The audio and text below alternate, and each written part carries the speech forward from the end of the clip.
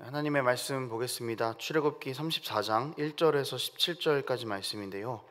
10절에서 17절까지만 읽도록 하겠습니다.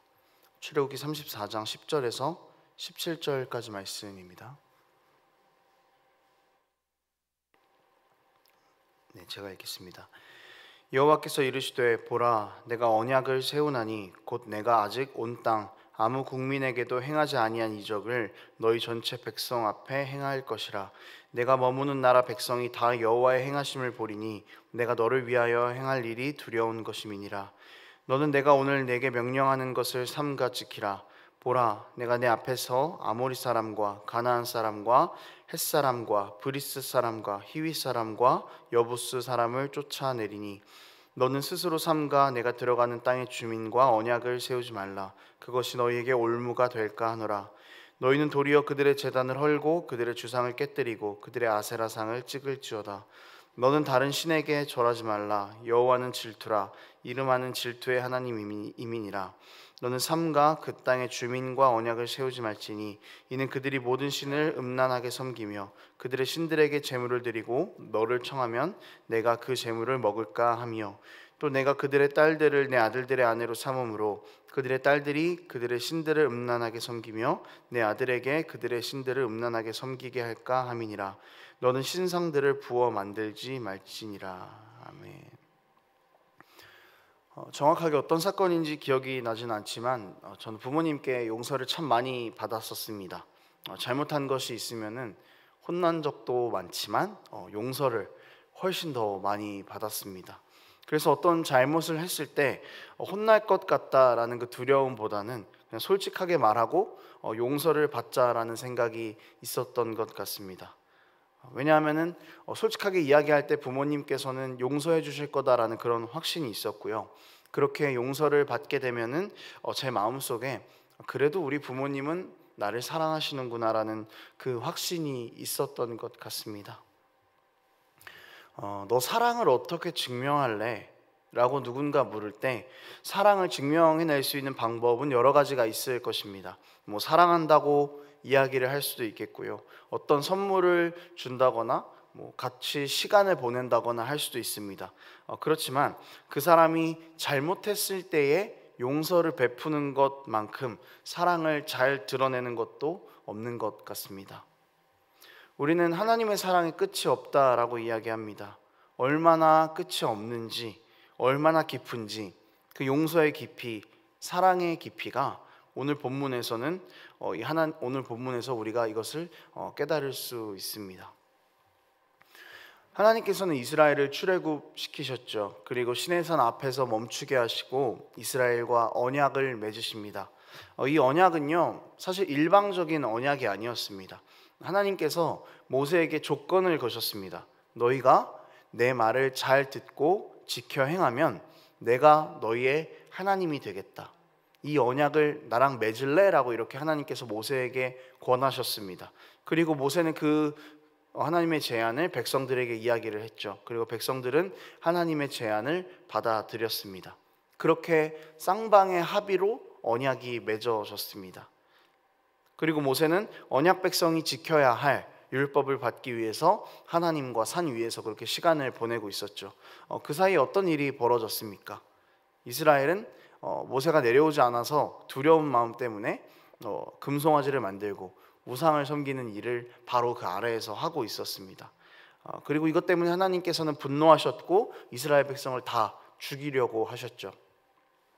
이때 모세가 하나님께 살려달라고 기도합니다. 그래서 모세의 끈질긴 기도 끝에 하나님께서는 이스라엘을 향한 뜻을 돌리시고 다시 이스라엘과 함께 하시기로 결정하시죠. 그리고 다시 모세를 다시 부르십니다. 그래서 언약을 다시 갱신하십니다. 그래서 하나님께서의 언약을 모세와 다시 세우시는 내용이 바로 오늘 본문입니다. 1절에서 17절까지 내용입니다.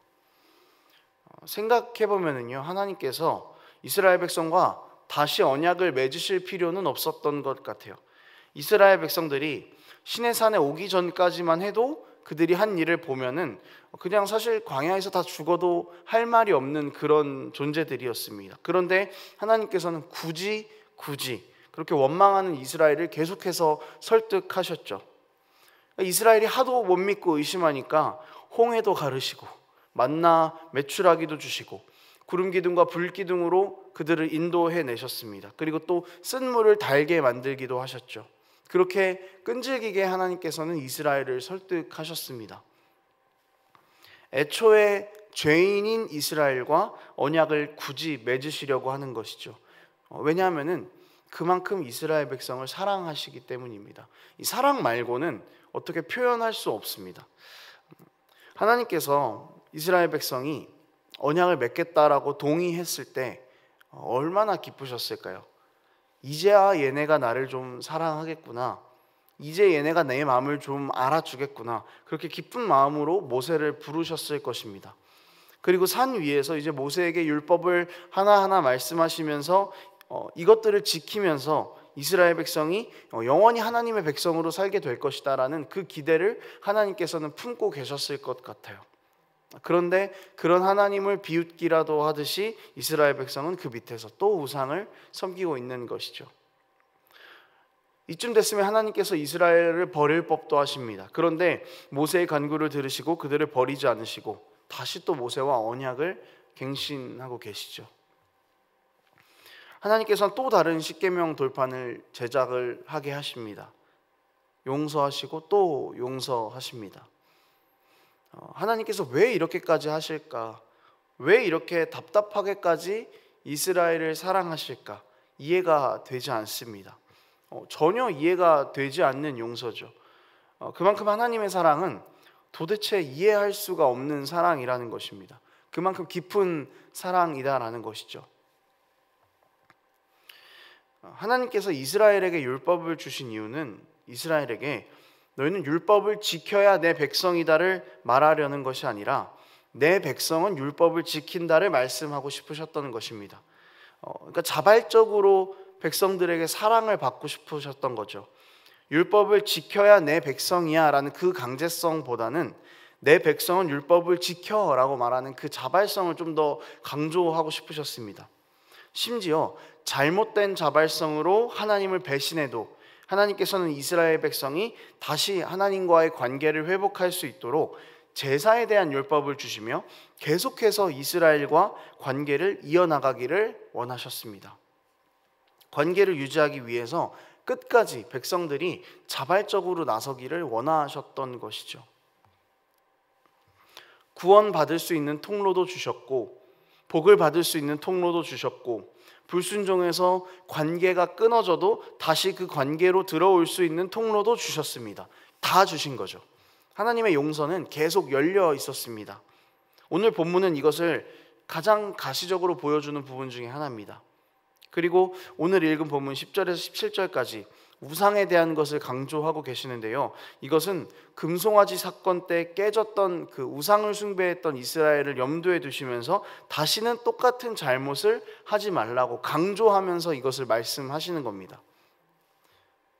잘못을 짚고 넘어가시면서 이렇게는 하지 말라. 또 하나님께서 이스라엘에게 베푸시는 용서이신 거죠. 이스라엘 백성은 이렇게나 하나님의 은혜를 받고 있습니다. 다시 실수하지 말라고 기억시켜 주시는 은혜까지 그들은 입고 있는 것이죠. 여러분, 우리도 늘 하나님의 용서를 받으면서 살아갑니다. 우리가 살고 유지하고 있는 우리의 이 생명 하나하나, 하루의 삶 하루의 삶이 사실은 하나님의 용서로부터 비롯된 것입니다. 하나님께서 보시기에 정말 선한 것 하나 없는 우리를 오늘도 살아가게 하시는 이유는 이스라엘과 다시 언약을 갱신하셨던 하나님의 마음을 우리가 알기를 원하셨기 때문인 것 같습니다. 이스라엘이 용서받은 것보다 더 큰 용서를 우리는 누리고 있습니다. 그리고 더 큰 은혜를 누리고 있습니다. 이스라엘은 잘못을 저지르고 제사를 드려야 했습니다. 그렇지만 우리는 그렇지 않죠. 왜냐하면 우리를 용서하시기 위해서 예수님께서 완전한 제물로, 완전한 제사장으로 모든 제사를 우리를 대신해서 드리시고 죽으셨기 때문입니다.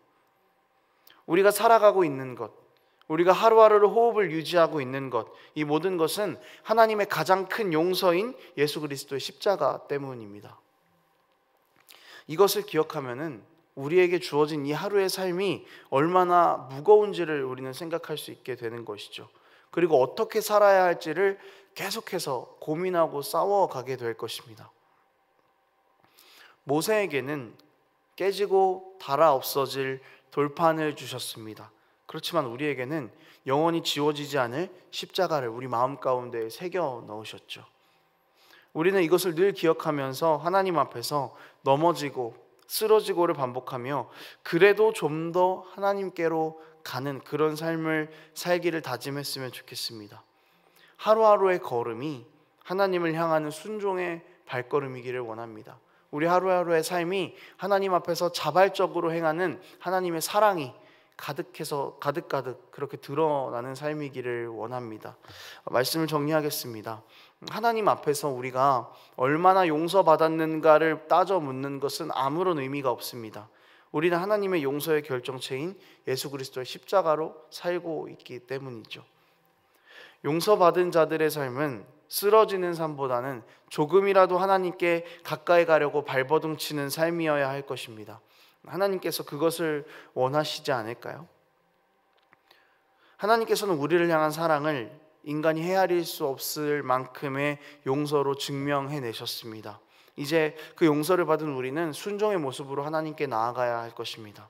그때 하나님께서 우리를 보시고 기뻐하실 것입니다. 그리고 하나님께서 이 기뻐함을 우리를 통해서 보기를 원하십니다. 그 드라마 미생에 보면은요, 주인공이 이런 얘기를 합니다. 잊지 말자, 나는 엄마의 자부심이다. 취업을 준비하던 제 친구들이 카카오톡 프로필 사진에 되게 많이 해놨던 그런 사진이었습니다. 나는 엄마의 자부심이다라는 거. 그러니까 모든 행동을 열심히 하겠다라는 거죠. 나는 열심히 살겠다는 거죠. 나의 엄마를 위해서, 나의 부모님을 위해서. 여러분, 하나님께서 우리를 용서하신 것, 우리가 세상 가운데에서 하나님의 자부심으로 살기를 원하셨기 때문입니다. 하나님의 기쁨으로 살기를 원하셨기 때문입니다. 이것을 꼭 기억하기를 원합니다. 우리는 하나님께서 그의 아들을 죽이시면서까지 지키고 싶으셨던 하나님의 자부심입니다. 기도하겠습니다. 하나님 아버지, 오늘도 우리는 용서받으며 그렇게 하루하루를 살아갑니다. 그럼에도 불구하고 계속해서 쓰러지는 우리의 연약함들을 주님 앞에서 고백합니다. 하나님, 주께서 우리를 용서해 주시고 여전히 우리를 사랑하시니 주님, 우리가 그 사랑을 붙잡고 우리 삶 가운데에서 살아갈 수 있도록 도와주시옵소서. 하나님께서 우리가 세상 가운데서 하나님의 빛을 드러내는 하나님의 기쁨으로 살기를 원하신다는 것을 기억하며 매일매일 쓰러지는 삶보다는 쓰러질지라도 조금이라도 더 주님께로 가는 그런 삶을 사는 우리가 될 수 있도록 하나님 함께하여 주시옵소서. 그렇게 우리 삶 가운데 역사하실 주님을 기대합니다. 감사드리며 예수님의 이름으로 기도합니다. 아멘.